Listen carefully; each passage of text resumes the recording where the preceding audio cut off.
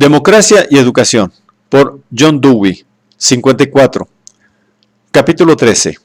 La naturaleza del método. 1. La unidad de la materia de estudio y del método. La trinidad de los temas escolares la constituyen la materia de estudio, los métodos y la administración o gobierno. Nos hemos ocupado de los dos primeros en los capítulos anteriores. Toca ahora desarticularlos del contexto en que han sido tratados y discutir detalladamente su naturaleza. Comenzaremos por el tema del método, ya que está más próximo a las consideraciones del último capítulo. Pero antes de abordarlo conviene llamar la atención expresamente sobre una de las implicaciones de nuestra teoría, la conexión mutua de la materia de estudio y el método. La idea de que el espíritu y el mundo de las cosas y personas son dos reinos separados e independientes, una teoría que filosóficamente se conoce como dualismo, lleva consigo la conclusión de que el método y la materia de instrucción son cosas separadas. La materia de estudio llega a ser así una clasificación sistematizada, ya hecha de los hechos y principios del mundo de la naturaleza y del hombre. El método entonces tiene como tema una consideración de los modos en que esta materia de estudio antecedente puede presentarse e impresionarse mejor en el espíritu, o bien una consideración de los modos en que el espíritu puede ser dirigido externamente para actuar sobre la materia a fin de facilitar su adquisición y posesión. En teoría, por lo menos, se podría deducir de una ciencia del espíritu como algo existente por sí mismo, una teoría completa de métodos de aprender, sin ningún conocimiento de las materias que han de aplicarse los métodos. ¿A qué han de aplicarse los métodos? Puesto que muchos que son actualmente más capaces en las diversas ramas de las materias de estudio son completamente ignorantes de estos métodos, tal estado de cosas ofrece oportunidad para alegar que la pedagogía, como una supuesta ciencia de los métodos del espíritu en el aprender, es fútil. Una mera pantalla para ocultar la necesidad de que el maestro tenga un conocimiento profundo y preciso del tema que trata. Pero, puesto que el pensar es un movimiento dirigido de la materia de estudio a un resultado completo, y puesto que el espíritu es la fase deliberada e intencional del proceso, la idea de tal separación es radicalmente falsa. El hecho de que el material de una ciencia esté organizado demuestra que ha estado ya sometido a la inteligencia, por decirlo así, que ha sido metodizado. La zoología, como una rama sistemática del conocimiento, representa hechos en bruto y dispersos de nuestro conocimiento ordinario de los animales, después de haber estado sometidos a un examen cuidadoso, a complementos deliberados y a una reorganización para establecer conexiones que ayuden a la observación, a la memoria y a indagaciones ulteriores. En vez de ofrecer un punto de partida para el aprender, constituyen una consumación. El método significa aquella organización de la materia de estudio que la hace más eficaz en el uso. El método no es nunca nada fuera del material. ¿Qué es el método desde el punto de vista del individuo que está tratando la materia de estudio? Otra vez, no es nada externo. Es simplemente un tratamiento eficaz del material, significando la eficacia aquel tratamiento que usa el material, dirigido a un propósito con un mínimo de pérdida de tiempo y de energía. Podemos distinguir un modo de actuar y discutirlo por sí mismo, pero el modo existe solo como un modo de tratar el material. El método no es antitético con la materia de estudio, es la dirección efectiva de la materia de estudio hacia los resultados apetecidos. Es antitético con la acción causal, con la acción casual y mal considerada, es decir, mal adaptada. La afirmación de que el método significa el movimiento de la materia de estudio dirigido hacia los fines es puramente formal. Un método puede darle contenido. Todo artista ha de tener un método, una técnica, al realizar su labor. Tocar el piano no es golpear las teclas al azar, es un modo ordenado de usarlas, y el orden no es algo que exista ya hecho en las manos o el cerebro del músico, previo a una actividad relativa al piano. Y el orden se encuentra en la disposición de los actos que usan el piano y las manos y el cerebro para alcanzar el resultado perseguido. Es la acción del piano dirigido a realizar el propósito del piano como instrumento musical. Lo mismo ocurre con el método pedagógico. La única diferencia está en que el piano es un mecanismo construido de antemano para un solo fin, mientras que el material de estudio es capaz de usos indefinidos. Pero aún en este respecto, se puede aplicar el ejemplo si consideramos la infinita variedad de géneros musicales que puede producir un piano y las variaciones técnicas requeridas para lograr los diferentes resultados musicales. El método, en todo caso, no es más que un modo eficaz de emplear algunos materiales para algún fin. Estas consideraciones pueden generalizarse volviendo a la concepción de la experiencia. La experiencia como percepción de la conexión entre algo intentado y algo sufrido como consecuencia es un proceso. Independientemente del esfuerzo para controlar el curso que sigue el proceso, no hay diferencia entre la materia de estudio y el método. Hay, simplemente, una actividad que comprende tanto a lo que el individuo hace como a lo que hace el ambiente. Un pianista que tuviera un dominio perfecto de su instrumento no tendría ocasión para distinguir su contribución a la del piano. Su contribución de la del piano. En toda función bien constituida y que actúa normalmente, el patinar, conversar, oír música, disfrutar de un paisaje, no hay conciencia de la separación entre el método de la persona y la materia de estudio. En el juego y el trabajo realizados con entusiasmo ocurre el mismo fenómeno.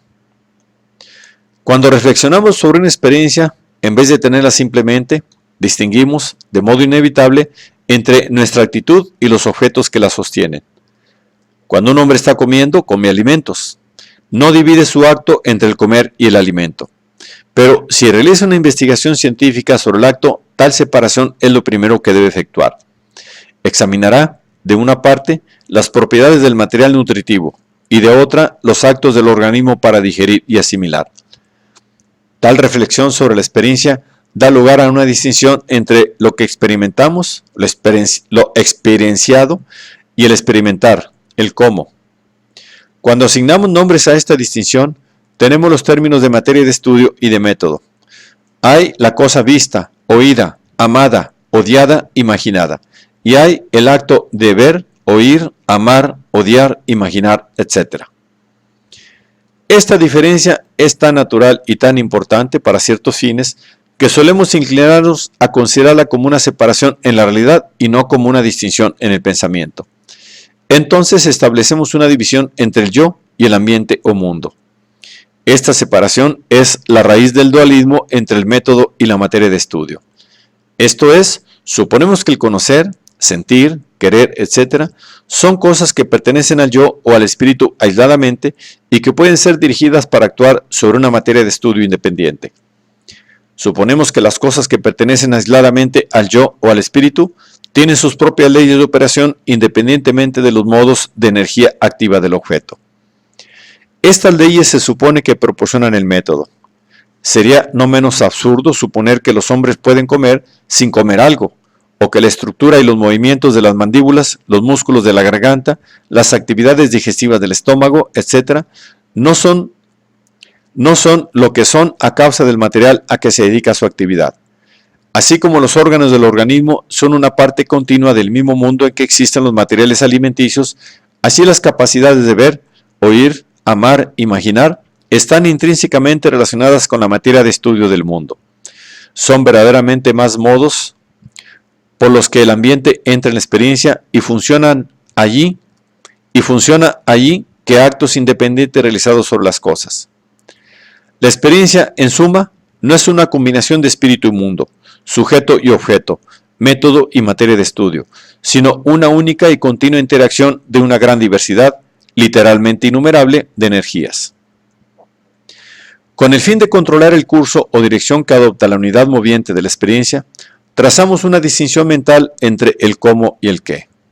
Aun cuando no hay modo de andar o de comer o de aprender aparte del andar, comer y estudiar reales, existen ciertos elementos en el acto que dan la clave para su control más eficaz. La atención especial prestada a estos elementos los hace más obvios para la percepción, dejando de lado a otros factores hasta el momento de un reconocimiento importante. Obteniendo una idea de cómo procede la experiencia, nos indica qué factores deben asegurarse o modificarse para que pueda realizarse con más éxito. Esto es solo un modo más técnico de decir que si un hombre observa cuidadosamente el crecimiento de diversas plantas, algunas de las cuales crecen bien y otras poco o nada, puede ser capaz de percibir las condiciones especiales de que depende el desarrollo próspero de una planta. Estas condiciones, formuladas en una sucesión ordenada, constituirán el método o modo o manera de su crecimiento. No existe diferencia entre el crecimiento de una planta y el desarrollo próspero de una experiencia. No es fácil, en ninguno de ambos casos, sorprender los factores que contribuyen a su mejor desarrollo. Pero el estudio de los casos de éxito y fracaso y una comparación detenida y extensa ayudan a determinar las causas. Cuando hemos dispuesto en orden estas causas, tenemos un método de proceder o una técnica. Aclarará más este punto un examen de algunos de los males de la educación que proceden de aislar el método de la materia de estudio. 1. En primer lugar, está el descuido, de que hemos hablado, de las situaciones concretas de la experiencia. No puede descubrirse un método sin casos a ser estudiados. El método se deriva de la observación de lo que realmente ocurre con una visión de lo que ocurrirá la próxima vez. Pero en la instrucción y la disciplina raramente hay suficientes oportunidades para que los niños y los jóvenes tengan las experiencias normales directas de las que los educadores puedan derivar una idea del método u orden del mejor desarrollo. Las experiencias se tienen en tales condiciones de coacción que arrojan poca o ninguna luz sobre el curso normal de una experiencia hasta su madurez. Los métodos tienen que recomendarse autoritariamente a los maestros en vez de ser una expresión de sus propias observaciones inteligentes.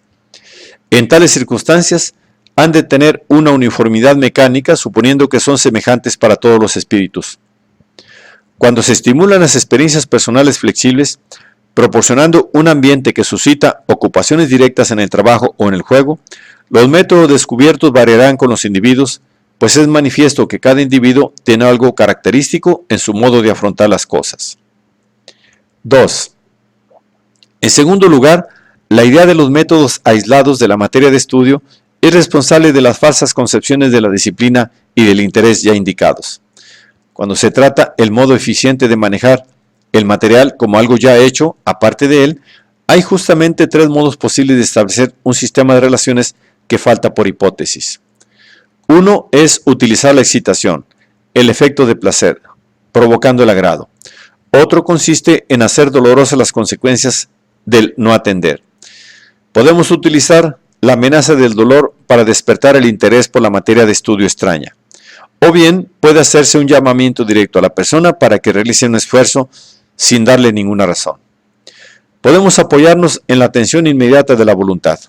En la práctica, sin embargo, este último método solo es eficiente cuando es instigado por el temor a los resultados desagradables. 3. En tercer lugar, el acto de aprender se convierte en un fin directo y consciente por sí mismo. En condiciones normales, el aprender es un producto y recompensa de la ocupación con la materia de estudio. Los niños no se proponen conscientemente aprender a andar o a hablar. Solo revelamos nuestros impulsos para la comunicación y para un pleno intercambio con los demás.